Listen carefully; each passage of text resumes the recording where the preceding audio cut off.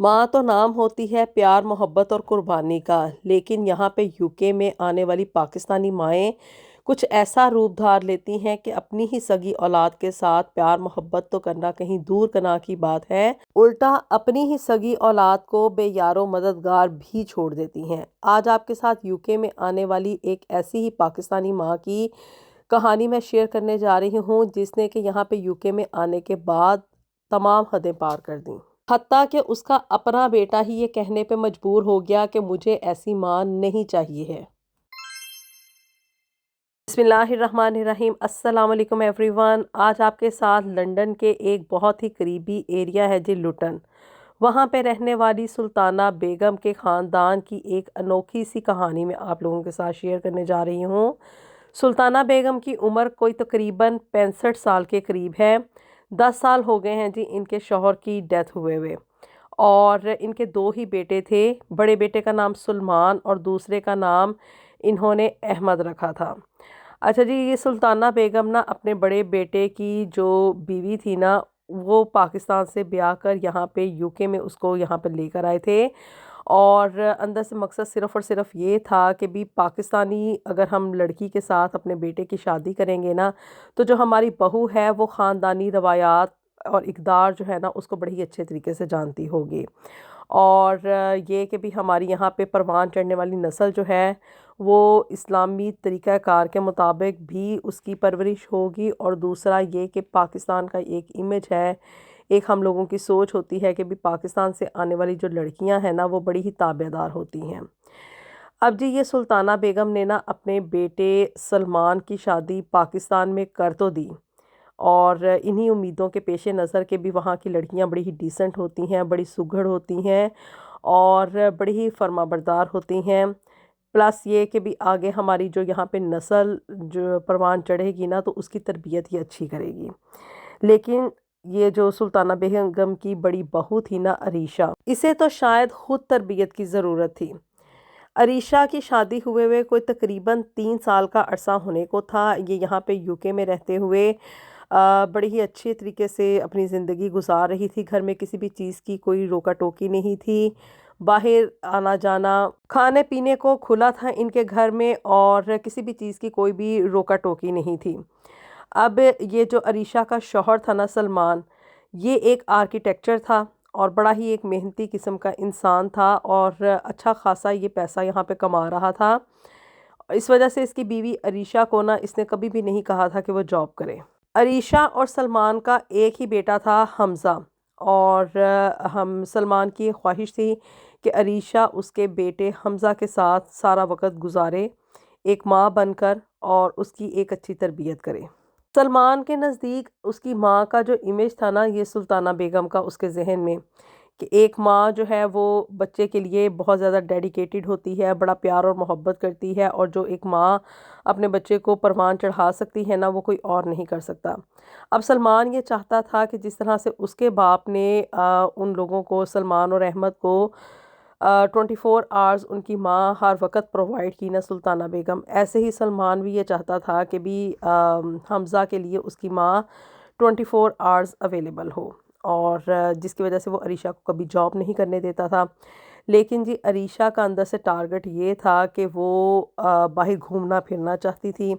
और उसे आज़ादी चाहिए थी, जिसकी वजह से वो हर वक्त सलमान के ऊपर प्रेशराइज़ करती रहती थी कि उसे जॉब करनी है। लेकिन क्या कि अरीशा को ना अपने शौहर के आगे इस बात पे हथियार डालने ही पड़े, और वो घर में रहते हुए अपने बच्चे की परवरिश कर रही थी। इसी तरह से सुल्ताना बेगम का जो दूसरा बेटा था ना अहमद, वो ब्रिटिश एयरवेज़ में काम कर रहा था। बड़ा ही एक नरम दिल इंसान था, और बहुत ही अच्छी ना सुल्ताना बेगम ने अपने इन दोनों बेटों की यहाँ पे यूके में रहते हुए ना परवरिश की थी। सुल्ताना बेगम ने ना अपने दोनों बेटों को सिर्फ़ और सिर्फ सारी ज़िंदगी एक ही बात समझाई थी, और वो ये थी कि औरत की इज़्ज़त किस तरह से करनी है, उससे बात किस तरह से करनी है। और यहाँ का माहौल भी ऐसा है कि भी यहाँ पे यूके में पलने बढ़ने वाले जो बच्चे होते हैं ना, जब उनकी ग्रोथ यहाँ पे होती है तो वो ना तो किसी और के ऊपर शाउटिंग करते हैं और ना ही किसी और के ऊपर बेजा हक तलफियाँ करते हैं। अगर ये कहा जाए कि अरीशा को यहाँ पे यूके में रहते हुए एक आइडियल ان لاز ملے تھے، ایک آئیڈیل سسرال ملا تھا، تو اس میں کوئی دو رائے نہیں ہوگی۔ ایک روز کی بات ہے، سب کچھ نا ان کی زندگیوں میں بالکل معمول کے مطابق چل رہا تھا۔ ایچ اینڈ ایوری تھنگ، مطلب وہی مارننگ روٹین، وہی ایوننگ روٹین، اور وہی دن اور رات کے کام جو کہ یہاں پہ نا ہر بندے کی زندگی کی ایک روٹین بنی ہوئی ہوتی ہے نا، اسی کے مطابق چل رہے تھے کہ اچانک نا سلطانہ بیگم کو ان کے چھوٹے بیٹے احمد کا فون آیا، جو کہ برٹش ایئر لائنز میں کام کر رہا تھا، اور یہ ابھی نا اپنی جاب پہ تھا، یعنی کہ یہ ابھی کسی فلائٹ کے دوران جا رہا تھا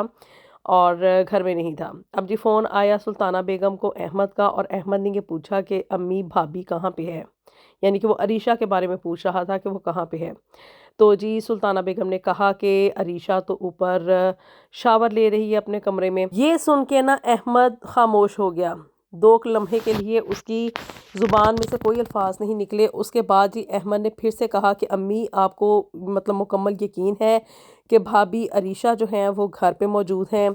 تو جی ماں نے آگے سے، سلطانہ بیگم نے پھر سے جواب دیا کہ ہاں وہ گھر میں ہی موجود ہے، میں نیچے کچن میں مطلب برتن وغیرہ سمیٹ رہی ہوں، اور عریشہ جو ہے وہ حمزہ کو سلانے کے بعد اب شاور لے رہی ہے۔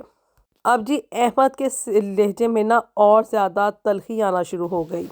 اور اس نے پھر سے اپنی ماں سے پوچھا کہ آپ کو واقعی میں یقین ہے؟ اب جی ماں جو تھی نا سلطانہ بیگم، اسے بھی تجسس ہوا کہ آخر یہ بار بار ایک ہی سوال کیوں پوچھ رہا ہے۔ تو جی احمد نے بتایا کہ جو اس کی بھابھی ہے نا عریشہ، اس کا پاسپورٹ اس وقت احمد کے ہاتھ میں ہے، اور عریشہ اس کی فلائٹ میں اس وقت ٹریول کر رہی ہے، اور یہ فلائٹ جو ہے وہ پیرس جانے والی ہے۔ اور جی اب یہ احمد نے نا اس کے پاسپورٹ کی تصویر کھینچ لی ایویڈنس کے طور پہ کہ وہ اپنے بھائی کو دکھائے گا اگر کوئی اس طرح کا معاملہ ہوا یا وہ پوچھنا چاہے تو اس کے پاس کوئی نہ کوئی پروف ہو۔ اور اس نے نا جی اب یہ اس کے جو پاسپورٹ کی تصویر تھی نا، وہ اپنی ماں سلطانہ بیگم کو بھی واٹس ایپ کر دی،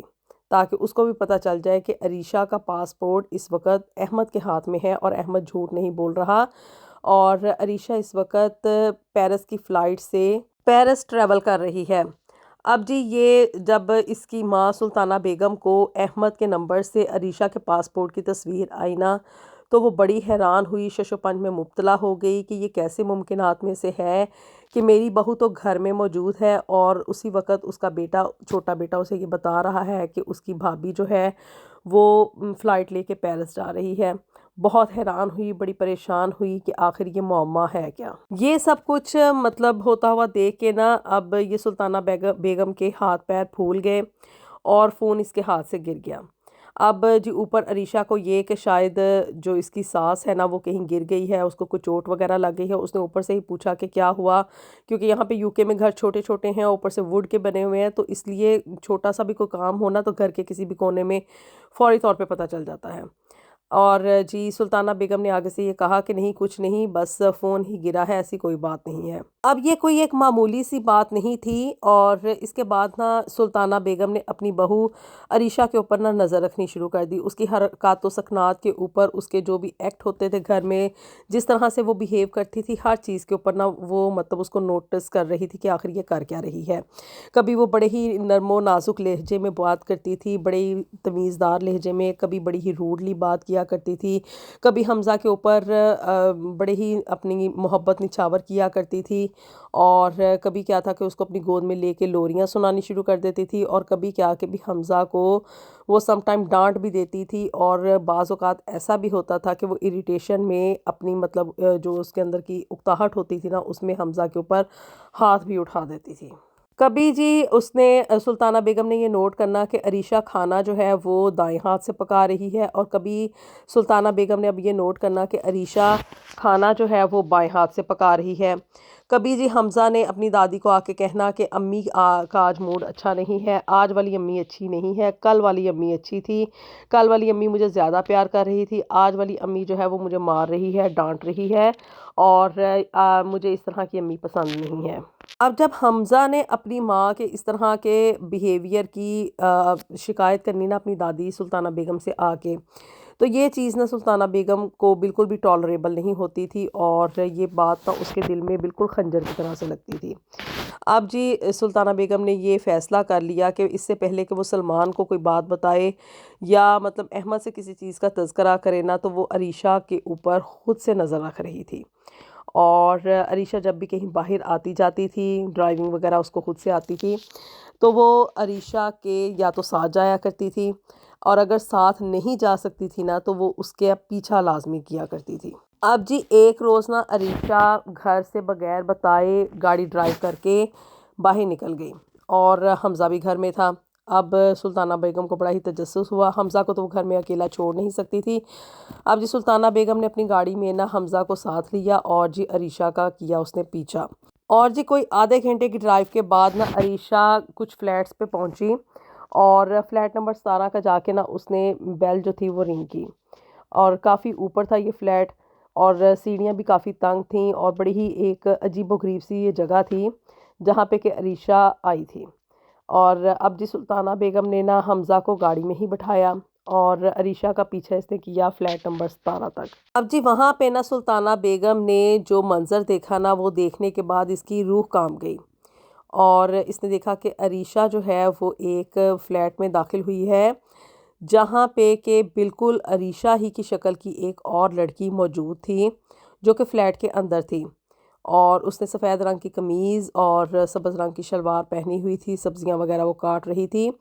لیکن کیا کہ اس کے حالات ذرا برے تھے، مطلب کہ کپڑے وغیرہ بھی کوئی اتنے اچھے خاص نہیں تھے، اور گھر کی غربت جو تھی وہ فلیٹ سے صاف ظاہر ہو رہی تھی۔ خیر یہ سب کچھ دیکھ کے نا سلطانہ بیگم بڑی ہی حیران و پریشان ہوئی، اور وہاں پہ نا اس نے کچھ نہیں کہا عریشہ کو، اور الٹے قدموں سے نا یہ لے کے حمزہ کو واپس آ گئی گھر۔ اب جی اگلے دن نا سلطانہ بیگم اکیلی وہاں پہ گئی، اور عریشہ گھر میں حمزہ کے پاس موجود تھی۔ اب جس فلیٹ نمبر 17 پہ پہلے عریشہ گئی تھی نا، یہ اسی فلیٹ پہ گئی، اور جا کے اب جی سلطانہ بیگم نے وہاں پہ دروازے پہ دستک کی، اور اندر سے وہی لڑکی باہر نکلی جو کہ کل اس نے وہاں پہ اس فلیٹ میں دیکھی تھی، اور بڑی ہی مطلب برے حالات تھے اس کے، غربت صاف ظاہر ہو رہی تھی اس کے کپڑوں سے، اس کے گھر کے حالات سے۔ اب جی سلطانہ بیگم جب گھر کے اندر وہاں پہ فلیٹ نمبر 17 کے اندر داخل ہوئی نا، تو وہاں پہ جا کے اس کو یہ انکشاف ہوا کہ یہ جو لڑکی جس سے عریشہ ملنے کے لیے کل آئی تھی نا، یہ دراصل اس کی جڑواں بہن تھی۔ اور سلطانہ بیگم نے جب اپنے بیٹے سلمان کی شادی عریشہ کے ساتھ کی تھی، اس وقت تو اس کے بارے میں ان لوگوں نے کچھ نہیں بتایا تھا کہ یہ اس کی جڑواں بہن ہے، اس کی ہم شکل ہے، اور دس اینڈ دیٹ اس طرح کی کوئی بات اس کے گھر والوں نے کوئی بھی مینشن نہیں کی تھی۔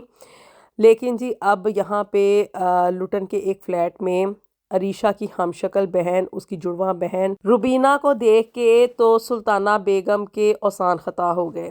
کہ عریشہ کے گھر والوں نے اتنی بڑی بات ان لوگوں سے چھپائی، ان لوگوں کو دھوکہ دیا۔ اور یہاں پہ روبینہ کے آنے کا مقصد یہ تھا کہ بھی عریشہ اس کو اپنے مقاصد کے لیے استعمال کر رہی تھی، اس کو پیسے بھی دیا کرتی تھی، اور دوسرا یہ کہ بھی وہ عریشہ کا نام یہاں پہ استعمال کرتے ہوئے یہاں پہ رہ رہی تھی۔ عریشہ کا ہی نام استعمال کرتے ہوئے نا روبینہ یہاں پہ جاب وغیرہ بھی کرتی تھی، اور عریشہ کے تمام جو بھی غلط یا صحیح کام ہوتے تھے نا، ان میں عریشہ کا یہاں پہ ساتھ نبھایا کرتی تھی۔ اب یہ جو احمد نے اس کے سامنے نا سلطانہ بیگم کے سامنے یہ ایک بات رکھی تھی کہ بھی عریشہ تو گھر میں موجود تھی، لیکن ساتھ ہی ساتھ کیا کہ عریشہ فلائٹ میں بھی جا رہی تھی، ٹریول کر رہی تھی پیرس کی طرف۔ یہ اب بات نا سلطانہ بیگم کی سمجھ میں آنا شروع ہو گئی کہ آخر یہ سارا ماجرا ہے کیا۔ اب جی یہ روبینہ نے سلطانہ بیگم کو بتایا کہ وہ اس کی جڑواں بہن ہے، اور عریشہ یہاں پہ رہتے ہوئے اس کی یہاں پہ دوستیاں وغیرہ بھی چل رہی ہیں۔ آج کل جی عریشہ کا جو افیئر ہے وہ ایک بہت ہی امیر انسان کے ساتھ چل رہا ہے جو کہ پیرس میں رہتا ہے،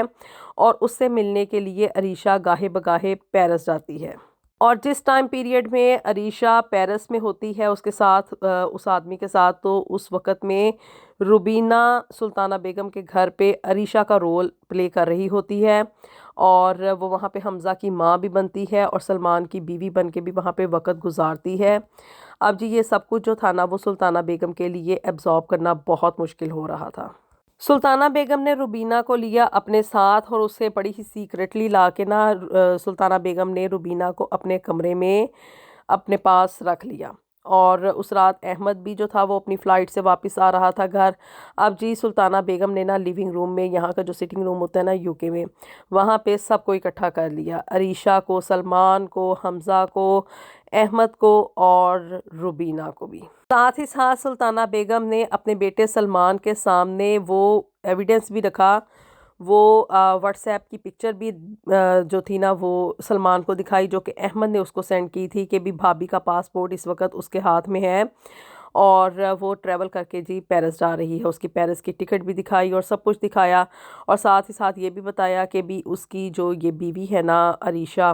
اس کا باہر ایک بہت ہی امیر انسان کے ساتھ افیئر چل رہا ہے، اور یہ کہ وہ حمزہ کے ساتھ اچھا سلوک نہیں روا رکھتی، الٹا اپنی بہن کو یہاں پہ چھوڑ کے جاتی ہے، اور روبینہ چونکہ مطلب غربت کی وجہ سے، اور دوسرا اپنی بہن کے ہاتھوں بلیک میل ہو رہی ہے، تیسرا یہ کہ عریشہ اس چیز کے نا اس کو پیسے بھی دیا کرتی تھی، اچھی خاصی رقم دیا کرتی تھی، تو ان پیسوں کی وجہ سے نا روبینہ نے اپنا منہ بند رکھا، اور یہاں پہ آ کے حمزہ کی وہ لک آفٹر بھی کیا کرتی تھی، اس کی دیکھ بھال کرتی تھی، اور بڑی ہی ایک نرم دل لڑکی تھی جی یہ روبینہ۔ اب جب یہ عریشہ نے دیکھا نا کہ وہ رنگے ہاتھوں پکڑی گئی ہے اور فرار کا کوئی راستہ موجود نہیں ہے، تو جی اس نے کھلم کھلا اپنی اس غلطی کا اعتراف کر لیا کہ ہاں جی مجھے جو ہے وہ سلمان پسند نہیں ہے، میں اس کے ساتھ یہاں پہ یہ گھٹن زدہ زندگی نہیں گزار سکتی، نہ میں باہر جاب کر سکتی ہوں، نہ میں کہیں باہر آ جا سکتی ہوں، دس اینڈ دیٹ، جو بھی ایلیگیشنز اس نے لگانے تھے نا وہ اس نے لگائے، اور اس نے کہا کہ بھی میں اب مزید سلمان کے ساتھ نہیں رہ سکتی، اور مجھے اسی امیر شخص کے ساتھ جو کہ پیرس میں مقیم ہے اس کے ساتھ اپنی زندگی گزارنی ہے۔ اب جی عریشہ نے اپنے بیٹے حمزہ کے بارے میں ایک لمحے کے لیے نہیں سوچا کہ میرا بیٹا کس طرح سے یہاں پہ رہے گا، یا اس کے ذہن پہ اس چیز کا کیا اثر ہوگا کہ اس کی ماں اس کو چھوڑ کے کہیں اور چلی گئی۔ عریشہ نے نا بجائے اس کے کہ وہ کہتے ہیں نا کہ الٹا چور کتوال کو ڈانٹے، وہی حساب اس نے کیا، بجائے اس کے کہ اپنی غلطی مانتی یا اس پہ شرمندہ ہوتی، الٹا جی عریشہ نے سلمان کو یہ تھریٹ لگائی کہ اگر وہ اس کو ڈائیورس نہیں دے گا تو وہ کیا ہے کہ یہاں پہ پولیس کو بلا لے گی کہ ان لوگوں نے عریشہ کو یہاں پہ بیجا حبس میں رکھا ہوا ہے، اور یہ کہہ کے جی عریشہ جو تھی اس نے نہ دکھا نہ تاؤ، اور نہ اس نے اپنے بیٹے حمزہ کے بارے میں سوچا، اور جی عریشہ نے جی بس ڈائیورس کا مطالبہ کیا اور وہ گھر چھوڑا اور باہر نکل گئی۔ اب یہ سب کچھ جو تھا نا دیکھنے کے بعد سلمان نے بڑی ہی آسانی کے ساتھ عریشہ کو اپنی زندگی سے جانے دیا کہ وہ عورت جو کہ یہاں پہ رہتے ہوئے خوشی نہیں ہے، اور اس کے بیٹے کو نہ تو کوئی ممتا جیسی محبت دے رہی ہے، اور الٹا اس کے ساتھ وہ اکتاہٹ کا رویہ اختیار کرتی ہے، تو جی سلمان نے یہی بہتر سمجھا کہ عریشہ کو کر لینے دیا جائے جو وہ کرنا چاہتی ہے۔ لیکن جی اس کی اب یہ جو بہن روبینہ تھی نا، یہ چونکہ ایک بڑی ہی نرم دل لڑکی تھی اور یہ حمزہ سے واقعی میں محبت کرتی تھی، تو جی یہ وہاں پہ رکی رہی، اس نے حمزہ کو بڑا اکوموڈیٹ کیا تاکہ بچہ چھوٹا ہے اس کے ذہن کے اوپر کوئی نیگیٹو امپیکٹ نہ آئے۔ روبینہ وہاں پہ اس نے نا اس گھر میں سلطانہ بیگم کے ساتھ وہاں پہ سٹے کیا اور حمزہ کو اکوموڈیٹ کرتی رہی۔ اب جی یہ عریشہ کی اور سلمان کی طلاق ہوئے نا کوئی تقریباً 6 ماہ کا عرصہ گزر چکا تھا، اور اس کے بعد نا پھر سلطانہ بیگم نے ہی یہ اپنے بیٹے سلمان سے کہا کہ وہ سادگی کے ساتھ روبینہ سے نکاح کر لے، اور کیونکہ روبینہ جو ہے وہ حمزہ سے واقعی میں سچی محبت کرتی ہے اور اس کو ماں ہی کی طرح کا وہ پیار دیتی ہے جو کہ ایک بچہ اپنی ماں سے ڈیزرو کرتا ہے۔ بہرحال جی سلمان نے اپنے بیٹے حمزہ کی خاطر روبینہ کے ساتھ سادگی سے نکاح کر لیا، اور روبینہ نے بھی حمزہ کو ہمیشہ اپنے بیٹے سے بھی بڑھ کر پیار دیا اور اس کی اچھی پرورش کی، اور سلطانہ بیگم اس بات پہ حیران تھی کہ ایک ہی مطلب ماں کی 2 بیٹیاں، ایک عریشہ اور ایک روبینہ۔ عریشہ یہاں پہ آ کے یو کے کی ہواؤں میں اتنا گم ہو گئی کہ اس نے اپنے سگی اولاد کی بھی کوئی پرواہ نہیں کی، اور روبینہ نے کسی دوسرے کی اولاد کو اپنی اولاد سے بھی زیادہ بڑھ کر پیار دیا۔ کیا سلطانہ بیگم کو یہ قدم اٹھانا چاہیے تھا؟ اس نے جو یہ سب کچھ عریشہ کا پول اپنے بیٹوں کے سامنے کھولا اور روبینہ کو بھی لا کے منہ پہ بٹھا دیا تاکہ عریشہ مکر نہ سکیں،